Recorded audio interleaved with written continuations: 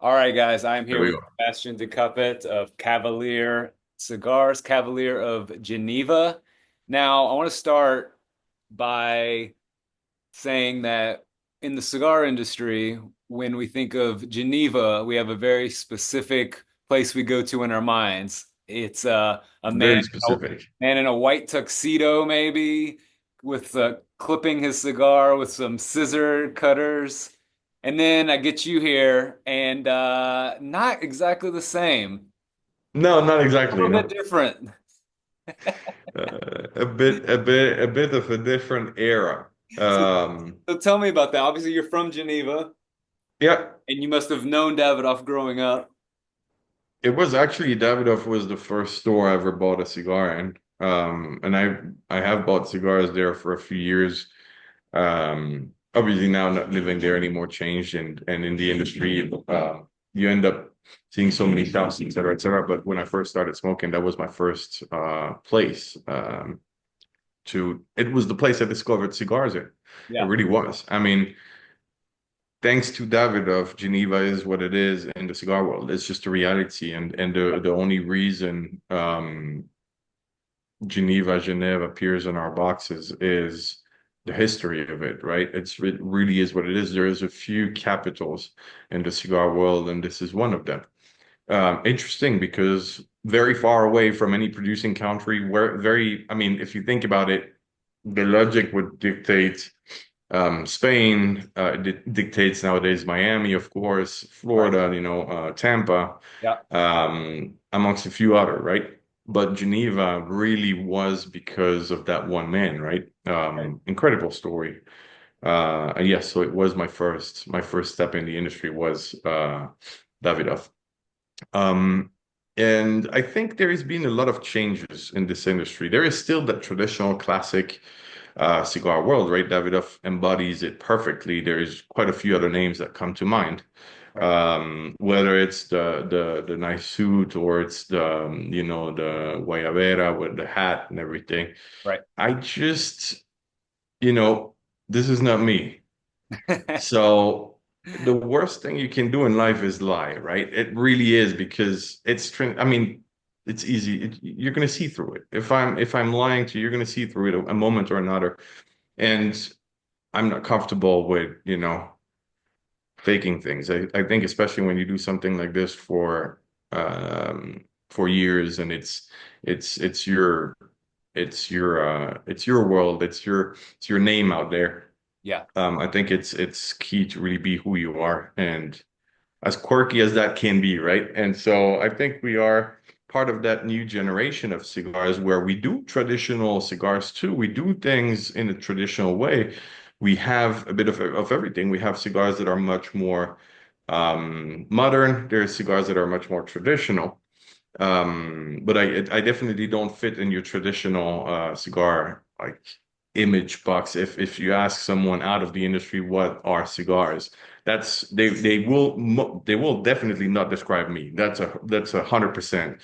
Don't get me wrong, I love suits. I still have all my suits and stuff. I just ate too much Texas barbecue a few years I lived there, so I really don't fit in them anymore. But I always loved it. It's just Fried that. plantains and refried beans down in Honduras. Love Yeah, it. too. Yeah, yeah, yeah. No, I like food too much. And I will in certain occasions wear it, but this is the daily me, right? So this is what people sort of see the most of us, and I think it fits to what we do and how we do it. And if you see the people from the team, I mean, we all have interesting kind of stories, backgrounds. Mhm. Everybody's true to who they are. We have musicians. We have actually people that there's one that actually plays in a I guess fairly famous a band on magazines and stuff like this. We Awesome. all are who we are, right? And Yeah, I yeah, think we all kind of match in there. And I think there has been more liberty now in the cigar world. And I think it started with people like Pete Johnson. It started with people like Jonathan Drew, that kind of stirred the pot a bit yeah. because they came in and that was quite a revolution the way they presented themselves. the way they approached the cigar industry. And I think it gave a new life to the industry too, because it really fit the times we live in. A lot of us probably have suits, a lot of us probably have ties and like to wear them, but not every day. It's even in any kind of business environment, things have changed, right? And I think that's pretty much it. There Yeah. is no lie, there is no fake filter or stuff like this. We are who we are. We are what we are, and we make the things the way we like to make them, and not we don't make the things the way people tell us we should do making them, basically, or we set our own rules, basically. Well, speaking of setting your own rules, as I said, you are talking to us from Danlí, Honduras right now, and Correct. you're not just visiting in there for the weekend, right? To get No, no, photos? no, no. Yeah, no, no, no. I No? live there. Yeah, I live there. So there's a ton of different ways. I'm kind of speaking to our members right now. There's a ton of different ways to have a cigar produced. You can own the fields and the tobacco and start there and go all the way up. And all the way up is you can have somebody just make a cigar for you and put your label on it. And sometimes, and there's nothing wrong with that. But there's very different ways to go about it, and there's benefits to doing it different ways. And clearly, probably the biggest benefit to the way you've done it is you get to control everything from the ground up, how Cavalier operates. Having said that, um, there are a lot of challenges that I can't even imagine that come with that. And you decided to do that. Tell us a little bit about how that started, how you came to that decision. Um, it's a bit like I equate it to like a director of a movie just taking somebody else's script and directing it. Plenty of Steven Spielberg does that. Plenty of good directors doing that And versus great directors. Yeah. somebody who's writing their own screenplay, doing the cinematography, doing the directing, and making the full movie from scratch. So tell us about how you got to be in Honduras. So, no, and I think you're absolutely spot on there. There is a lot of different ways you can make something happen in this industry. And we started, I mean, when I started, it wasn't what it is today. Actually, originally first moved here when I was 22, 23 years old, just in between, and remained here for a year and learned. But when I first started with the first productions in the first few years, we actually had a third party family and factory make our cigars, um, which was great because, well, again, it has pros and cons. The pros are that you don't have to worry about anything in production. You just, as long as you have your own blends that you make, because there is also different layers there, right? You could be Yeah, making your own blends. You could have someone make your own blends. There is, I mean, you can outsource a lot of things, and we always outsource part of it, but right. not everything. Like typically the blending process, I've always done always in partnership with people. I've never ever, that there is a word that is used way too frequently that is master blender, right? And I think it's bastardizing what it is because I think there is only very few in this industry who are what we can call master blenders, Yeah, people that know so much about tobacco. The thing is, it's so vast of a world that, I think it's always been for me a co-blending situation. I have my ideas, I have the tobaccos that I'm thinking of that kind of run in the back of my mind for a while, and then I go in with, okay, I think we need to do this. And then I sit at the table, and the people that have been at the table have come and gone. There's been a lot of changes through the years. But I think it's always been key for us to have a panel, people that work together, but not just people that just smoke the cigar and say, "Oh, it's good." No, that we don't need. I don't make cigars for I make cigars to please myself. Basically, that's pretty much it. And I figured if I make it right, there's at least going to be some people with whom it will resonate, and it appeared to be so. yeah, So that's one key thing. But it's always been the partnership in the blending and the creating process. I always come with the initial idea and give the final green light. But then there is a lot of things that change. We pull one of the tobaccos, we replace it with another one, we do another test, another binder, change the percentages, change the primings, the cuts. I mean, there is a lot of things that happen, right, in the process. And so that's one thing I wanted to point out. There's a lot of ways to do it, and in each way of doing, there is a lot of variables that Right. can change, right? Yeah. Um, the one thing is I started having the cigars made by someone else, blended by myself, and at the time, um, someone related very closely to the Plasencia family with whom I learned quite a bit in the first few years, That still helped. learn from today.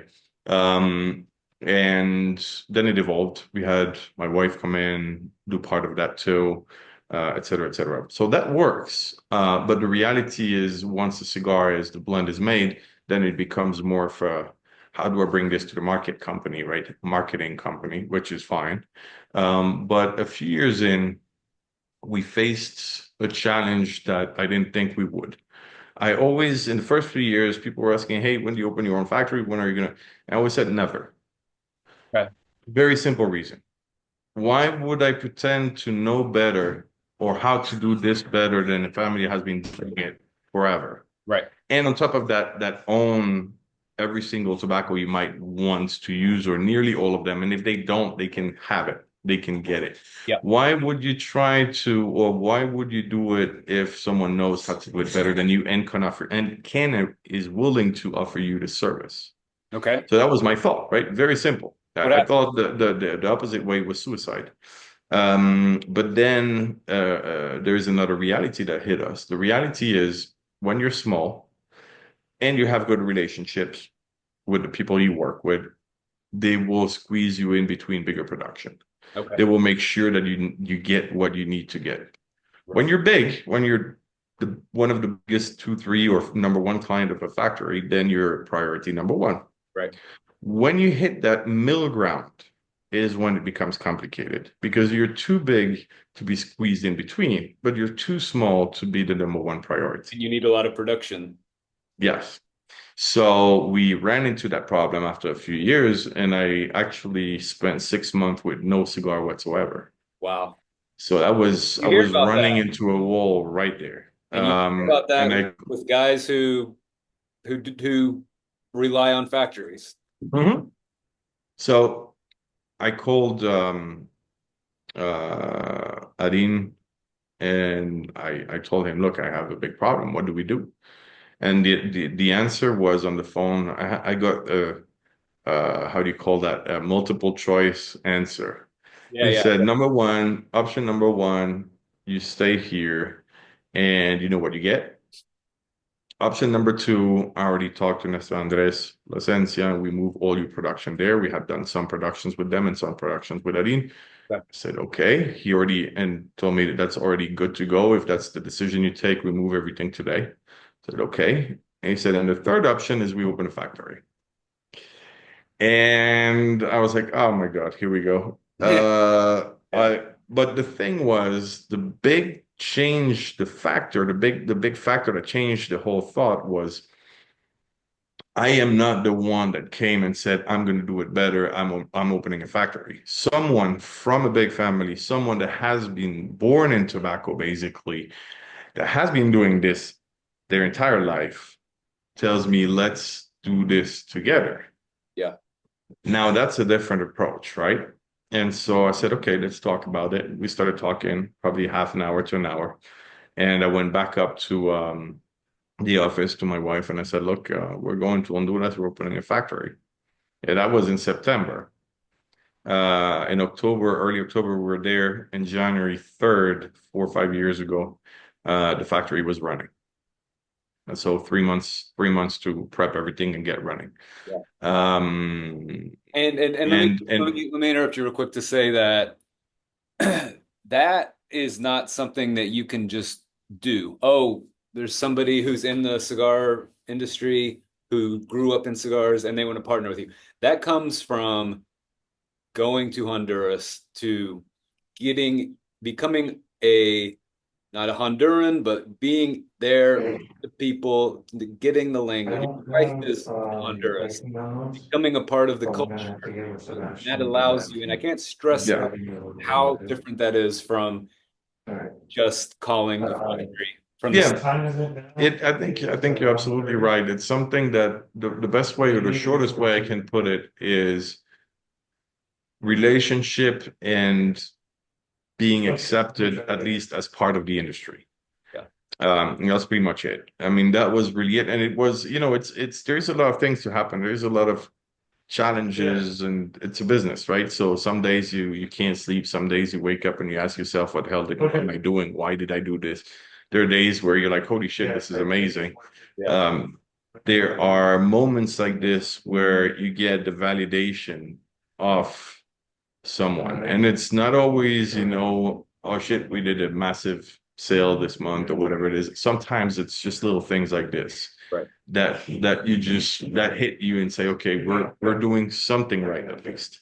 Yeah. And so that was about 4 or 5 years ago, and that's where there was a big shift for us, a big change, right?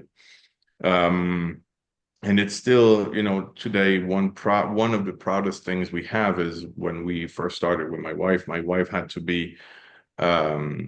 work as a teacher here. She's from here, Honduras. We met here. She worked as a teacher in the morning so she could help me when I was back in Switzerland, starting with the brand, doing quality control at the factory, at the box factory, walking between both of them every day. Wow. And she had to work as a teacher because I didn't have the money to pay her. She was walking between the factories because I didn't have the money to pay a taxi for her. A taxi was 20 lempiras at the time. It's 20 cents. I could not. And so coming from there, and of course, I'm not even talking about paying myself anything. That comes way after, right? But I could not even do anything for her. So she had to have a job so that she could help me. Wow. And it's very important. And yeah, we were married today. We were absolutely not married at that time. It was a decision she made at the time because she saw something. She wanted to be part of this, and she immediately jumped on board and helped me with it without any And you had questions. and you had already sold most of your possessions, right, at that point, and then Yeah. Oh, I do had nothing left. I finance. went back when I went back to Switzerland. I went straight back to my parents' house. Straight back to my parents' house. I got back on an allowance after a few months from my parents because I had run through every single penny I had still left in my bank account. And after a few months, I remember, I'll never forget, my mother came to me and she said, "You're not even leaving the house anymore." And I said, "Well, I don't even have the money for a coffee." And she came back that weekend and said, "Well, we discussed with your father. We'll give you a little something every month so that you can at least go have your coffee." And there is moments in life that shake you, and I'm extremely grateful for that moment. But it also, the pride of one gets really much hurt in those kind of moments, right? But you have to be able to take it and just say, you know what, I'm grateful for what I get. I'm lucky enough to have people that care around me that are willing to help me no matter the choices I make in life. And so from that moment to fast forward a few years later now, we one of the biggest pride we have is that we employ, it varies a bit, but the peak's usually at 110 people roughly nowadays. And so it might not seem like much for some people, but for us, it means the world because we've been able to contribute to other people's life by whatever we created.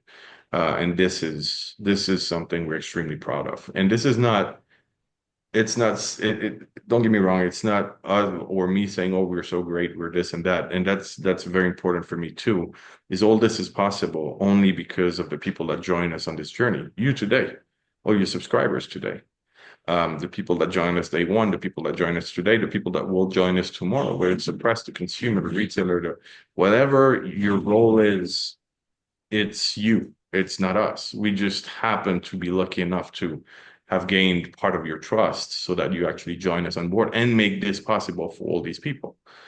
Well, It's it's it's I'll brag for you then, since you won't.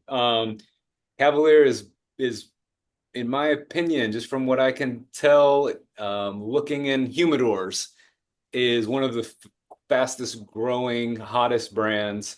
Um, and you've only been, you're a few years into this, not very far. You just go to the website. I was taking a look at your website earlier, and you just look at the different ratings and reviews from 50 different companies, blogs and magazines and all that stuff. Just the cigars are just performing incredibly well. Like we talked about in when we were reviewing the U.S. regional exclusive, you're in 40 different countries. Really, uh, an incredible journey from going from where you started to where Cavalier is now, and it's still on the up and up. Hopefully, it's just the beginning. And I appreciate the kind words. It's um, we're fortunate. It's been about 9 years. We've seen a lot of different things, great, bad, and I think there is a lot of great bad to still see also, a bit of everything.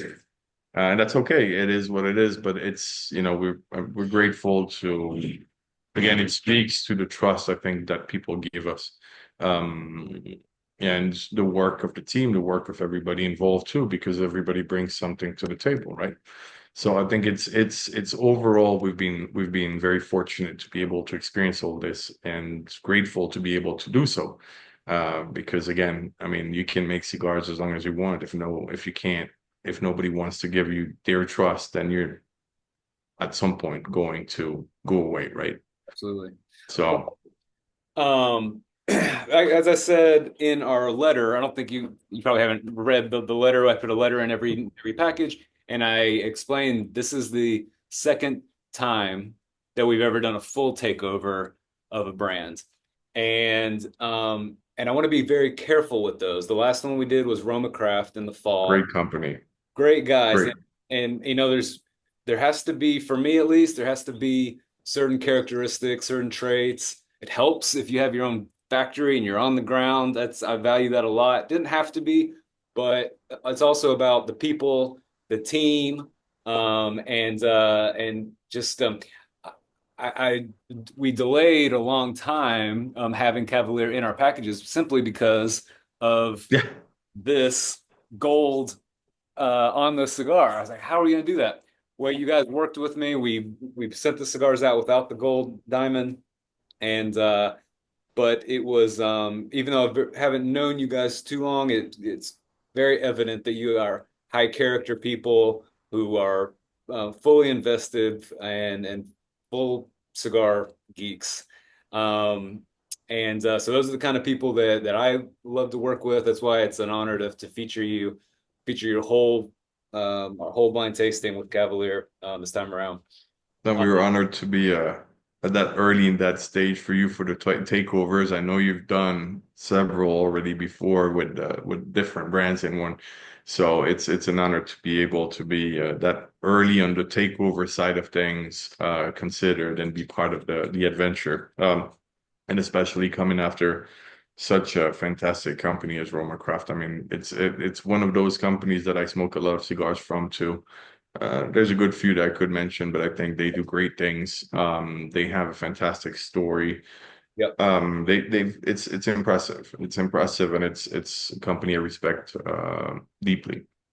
Well, you mentioned yesterday or a couple days ago when we spoke on the phone, you had some great thoughts on the blind tasting process, and I wanted to ask you about that real quick. You very eloquently said what we try to do as far as taking the bands off of the cigars and smoking and giving the tobacco alone its due process. Talk about that a little bit. Yeah, it's really interesting because as you said, we had a conversation I think 2 days ago on the phone, talking about the whole concept and everything, and we all have preconceptions, right? We talked about Roma right now. If you give me Roma with a band, I know Yep. it's a Roma. I love Roma, so I'm gonna be pretty much set on I'm gonna like that cigar, right? And you The know, you beauty kind of of it, you know what it's going to taste like even a little bit before you yeah, light it up. you have a real full preconception of your experience before you even go to it, Yeah. which is great and bad sometimes because let's say Cavalier. You might have seen Cavalier, you might just hate the way it looks. I don't know. It might be. There's everybody is right in their own world, and it's fine. Yeah. You might love Cavalier the same way because of how it looks, or because you've had so many, or whatever it is. You might just not know about it, and or be attracted or not attracted to it. Now what you do, which is really interesting, is, as you said, you put the spotlight on the cigar. It's not the company. It's not the Yes, there is a reveal and everything, which is great. There is a conversation, but the first thing and the main thing is the product. It's the product. The product has to speak by itself, on Right. its own, with no help, no marketing, no visual, no big, small, no preconceptions whatsoever. I mean, in this pack could be a family-owned business like ours. It could be let's take another extreme. Like, it could be a product from Altaris, which is a monster of a company. Right. We don't compare on the shelf. Right. Now, taking away our bands, their bands, now you get the cigar for what it is. You get the tobacco for what it is. And not saying that any of them is better than the other, just saying that the interesting part is you can now go into the cigar with no preconception and actually see if you enjoy the profile, if you enjoy the cigar, if the cigar has been well rolled or not, if you've had issues or not, and not be saying, oh well, it's fine. It's just one cigar with an issue. Right. But it never happens with that brand. No, in this case, there is a one shot, it's a one chance, it's one Right. shot. You might fuck up, and it's a handmade product. There will be fuck ups. Right. And so it's interesting. It's dangerous at the same time, but it's very interesting because it comes down to the craft, the people, the soul of the tobacco, and the actual artwork and form of making a cigar, and not the world we live in, basically, where we consume what we like because there is marketing behind. Whether we like it or not, we're influenced by it. So you've been able to remove this completely from the picture.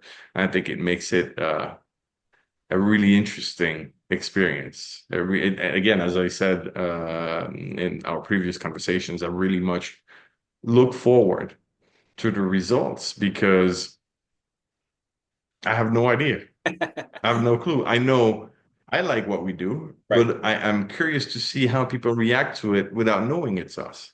Well, it's always So that's going to be a great experience. And there is a range, and I'm sorry to cut you, but there is a range. You went from the value proposition from our portfolio all the way up to the Domaine Rouge, which is probably the most premium cigar we have. And right. it's going to be interesting to see how that really what and is this going to have an impact? Is that value cigar actually going to outperform the high premium, or Right. is it going to underperform compared to the high premium? It's going to be interesting to see. Very interesting. Well, it's always interesting to talk to brands initially when I talk to them about Standard and Swain to see their reaction because you can tell, I can tell who is excited about getting their cigars in a blind tasting versus some people are like, no one's ever necessarily said no, but you can tell there's a different level of enthusiasm who's really proud and who believes in their products versus other people. So you guys are definitely you were all in the moment we talked. So Oh yeah, yeah, yeah. No, and there's no worry about it. We're conscious that it's, again, as said in the previous conversation, if it's a good cigar, it's a good cigar. The question is, are you going to like it or not? So I'm not even worried about the results or whatsoever. I'm just curious yeah, about the yeah, results because I want to see how things translate actually with no. I like to say my wet dream is 50 count cabs, Cinta, no bands, no cello, no nothing. This is my wet dream. This yeah, is what cigars should be for me. yeah, yeah, yeah. No presentation, no. And it's funny because it comes from someone that puts a gold diamond on cigars, right? It comes from someone that cares about presentation. where we work really hard with my wife to get something that is from us and unique to us. But the reality is, if I could strip that all out and just let the cigar be, that would be my favorite thing ever. Now, maybe we'll try one day. I don't know. It's not being planned yet. Yeah. But I like that. I like cigars for what they are, and that's why I like the factory. That's why I like those kind of things because it's the raw nature of a beautiful product, basically. Yeah. Well, I can tell you this is I'm smoking the white label. I was saying in our review of it, it's one of my favorites go-tos right now. Smoking great. Really appreciate your time, man. Really appreciate the partnership and look forward to more. You got plenty of more cigars in your lineup to We feature do. blind tasting. So again, thanks for your time. You guys go and do the survey. Let us know how these cigars performed. Buy a Cavalier. You don't have them in this package, but look for the gold diamonds in the humidors and yeah, and smoke what you like. Find your standard. So, Sebastian, thank you so much. Thank you, Kellen. Thank you. Thank you for including us. And I do look forward to the ratings, the reviews. Awesome, man. All right, we'll talk to you soon. Appreciate it. Take care.